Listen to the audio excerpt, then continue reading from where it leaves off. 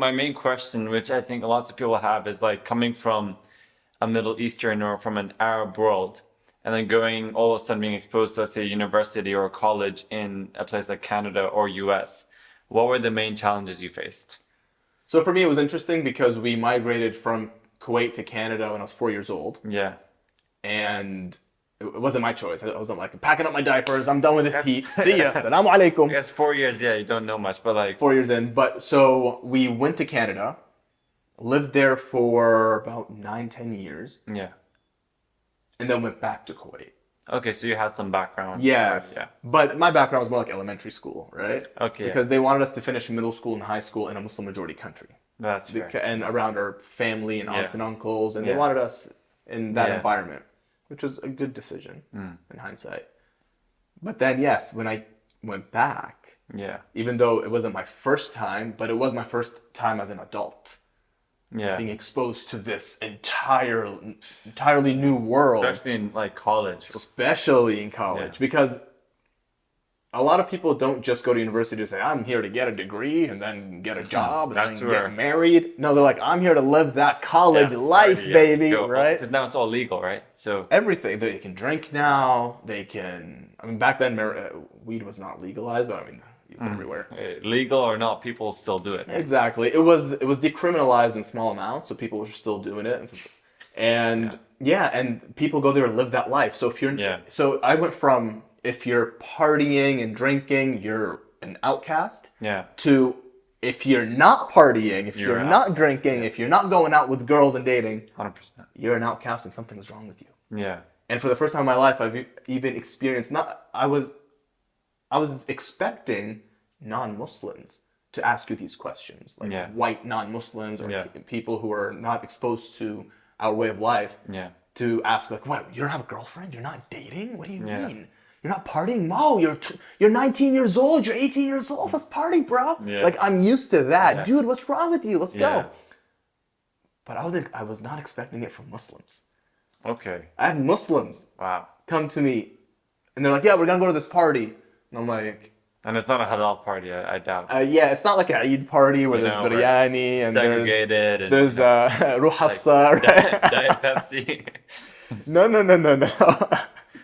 I mean, that would be good, but Yeah, that's not that kind of party, if you know what I mean. yeah, there's a lot of other stuff. And I was not ready for that. Yeah. It's a Muslim who's looking at me going like, Yeah. what do you?" And he used like a very vulgar Arabic term, kind of Okay. like calling you a coward, but Okay. in a very vulgar Arabic Okay. term. And I was like, "Excuse me, am I being judged by a Muslim for not going out? And do I have to justify not drinking alcohol to a Muslim?" Yeah, it's ridiculous.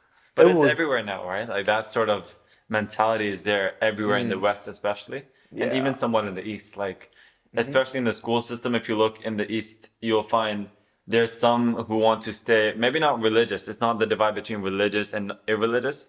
A lot of it's even academic or party life. So you're gonna either go in there and be one of those few kids who actually try and get a good GPA and whatnot, or you're gonna be that one, or you're gonna be in the group of people who are considered the cool kids, going out, partying, doing drugs, drinking, all that good stuff in their eyes, right?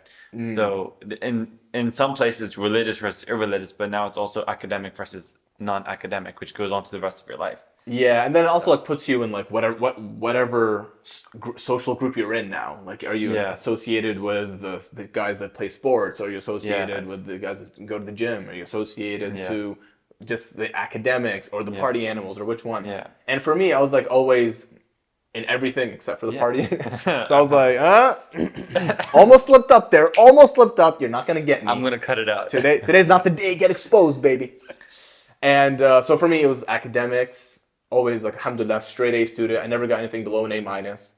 And 4.0 GPA. Well, it's 4.13 out of 4.3. Gotta keep so, those, yeah. Summa cum laude, baby. Right here. Gotta be right there. And then gym and martial arts. So like, Okay. that was pretty much my life the whole time. Just weights, studying, Yeah. and a little bit of martial Staying arts. busy, I guess, right? And that's the key. So for me, because you see this whole world and you get bored, right? Sometimes you finish studying whatever, you're like, what now? Yeah. And everyone's out partying. Everyone's out doing whatever. Yeah. So you have to keep yourself busy in a halal way. Yeah. So for me, the very first thing was I knew I needed to have good friends. Because in Arabic we say, as-sahib sahib. Yeah. Your friend pulls you. Pulls you. Yeah.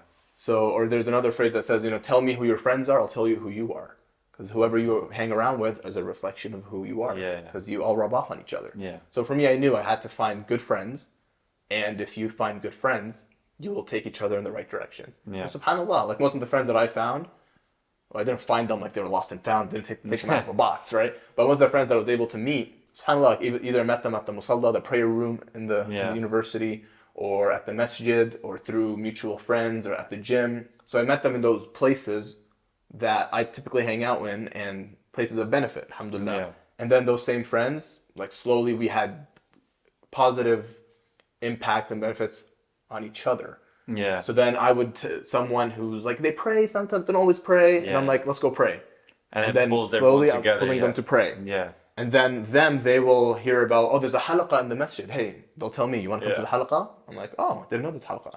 And then slowly we start helping each other. One of them's like, hey, you guys want to hit the gym? Oh, yeah, let's hit the gym. Yeah. And then good friends will give you good advice and good ideas. And Yeah, I good heard circle. a quote very similar to what you said, but it was, you're the average of your 5 friends.